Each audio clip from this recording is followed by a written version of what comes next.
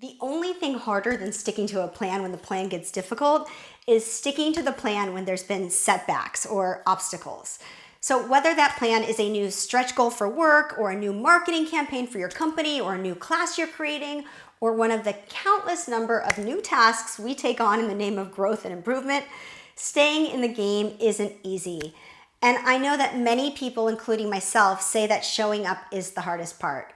For some of us, it is. If you're like me and many of the perfectionists I know, getting started and showing up is truly the hardest part because we never feel truly ready. And we have to adopt this mindset of starting before we're ready instead of waiting to be ready or to feel confident. But for some of us, you have no problem finding the confidence to start or showing up for new projects, but you lose momentum and you stall, or maybe you even give up and stop when you encounter a setback. If that's you, then stay tuned for this video.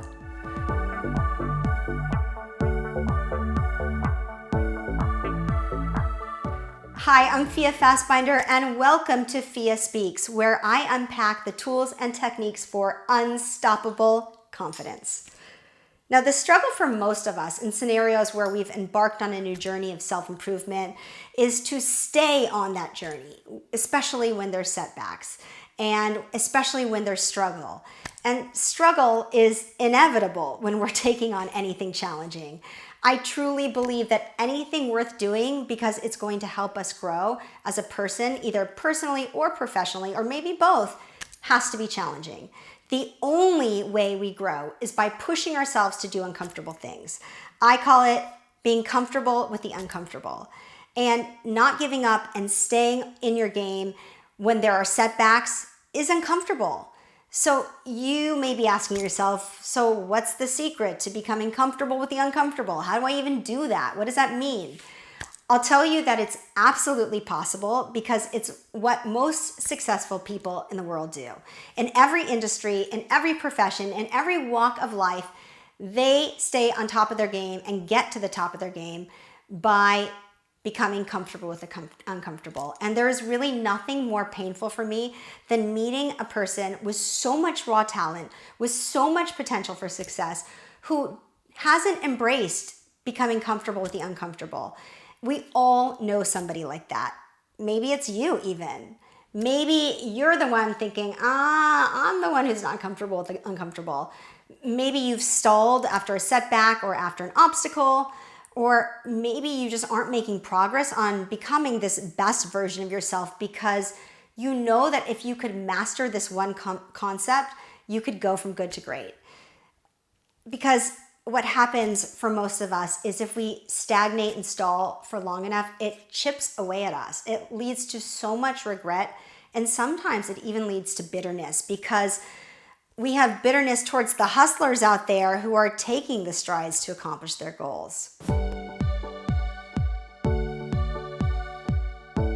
Becoming comfortable with the uncomfortable is something I really learned the hard way during COVID, because during COVID, Moxie, my business, really experienced a setback. I mean, it wasn't even a setback. It was like a crash, rock bottom, because nobody was speaking in public. So our business dried up. We had no clients. And for 5 years before that, actually more like a decade before that, I had really wrapped my whole identity around being the CEO of Moxie and the success of Moxie. So when Moxie failed, when there was this incredible setback, I completely attached my identity to that setback and that failure.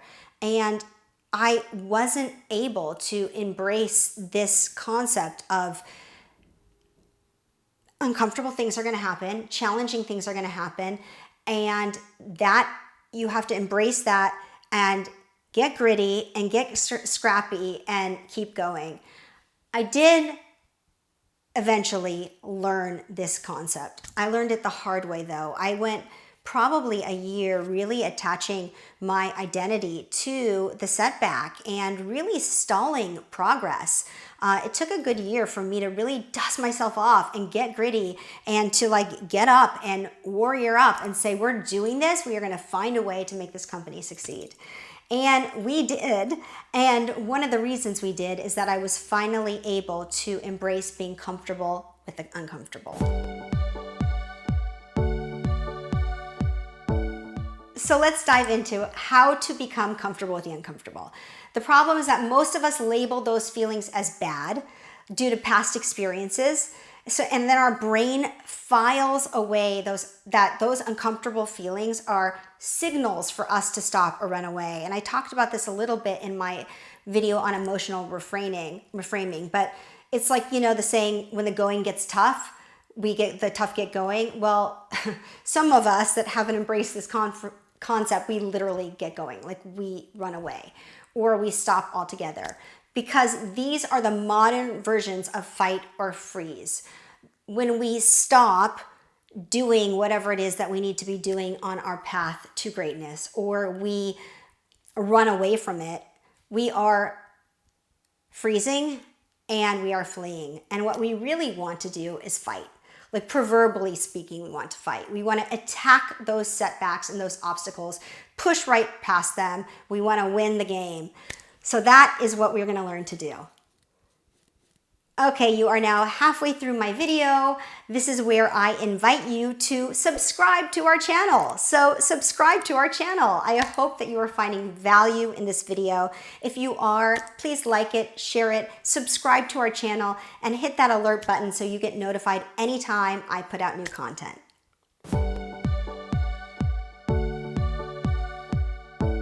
So the technique that I am about to talk to you about is simple, but not easy. It is like all of the other techniques that I have laid out in these videos. The concept, embracing the concept is simple. Actually putting it into action is not easy, but it is possible. And when you do it, it is a game changer. So here's the deal. There are two kinds of responses that we can have when we are in a challenging situation, or when we encounter setbacks or failure and we need to keep going. We can have what psychologists and researchers call a challenge response, or we can have a stress response. Most of us have a stress response, meaning when there are obstacles or setbacks or fear of rejection or uncomfortable situations, we feel those uncomfortable feelings and we see them as a threat. We see the situation as a threat. And then we have a stress response. We go into our fight, flight, or freeze. Or we don't go into full fight, flight, or freeze, but we see the situation as threatening and therefore bad. The other possibility is something called a challenge response. That means instead of seeing this scenario or the situation as bad, we see it as an opportunity to grow. We see it as a challenge. We see it like, of course, it's difficult. Of course, this is going to require me to do something difficult and uncomfortable and scary, but it's going to be a challenge that is on the way to growth. And instead of letting it be an obstacle that stops you or a setback that pushes you back, it's a challenge. It's a challenge that you have to overcome, that you have to hurdle over. And if you do, you will grow. So whether that is, there are so many situations, right? Whether that is overcoming a business challenge like I did, or interviewing for a new job, or doing a presentation, or speaking up in a team meeting, or any of the countless number of difficult and uncomfortable things that we need to do to grow, that is when we need to have a challenge response. That is when we need to say to ourselves, playing it safe is not serving me. Thinking of this as a threat is not serving me. Instead, I'm going to think of this opportunity as a challenge. Yeah, it's going to be difficult. Yeah, it may suck. Yeah, I might be really uncomfortable, but that's what I got to do if I want to grow. That is a challenge response. One of the studies that I read about the difference between challenge response and stress response said that imagine a lion chasing a gazelle in the African plains. They are having the same physiological responses, but the lion is in fight mode, right? The challenge response. The gazelle is in flee or freeze mode, which is the stress response, right? Running away from the threat, as opposed to seeing the challenge, this situation as a challenge. That is really the difference. And actually, a super cool thing has been discovered about the difference between a threat response and a challenge response. So yes, we could say that the lion and the gazelle are having the exact same physiological symptoms, but they're not. Many of the symptoms from fight, flight, or freeze are the same. They both have increased heart rates and increased blood pressure. But what we know to be true about the stress response is that our vascular system contracts. It like starts to pull circulation and blood from all of our organs, internal organs, and sending them to our extremities so that we can run away, right? And it also is doing that so that if we get attacked, we won't bleed to death. It's really crazy that our body knows to do that. But that causes our prefrontal cortex to shut down, loss of binary thought, loss of logical thinking, loss of perspective, catastrophizing, terror. All of these are caused when we have that response.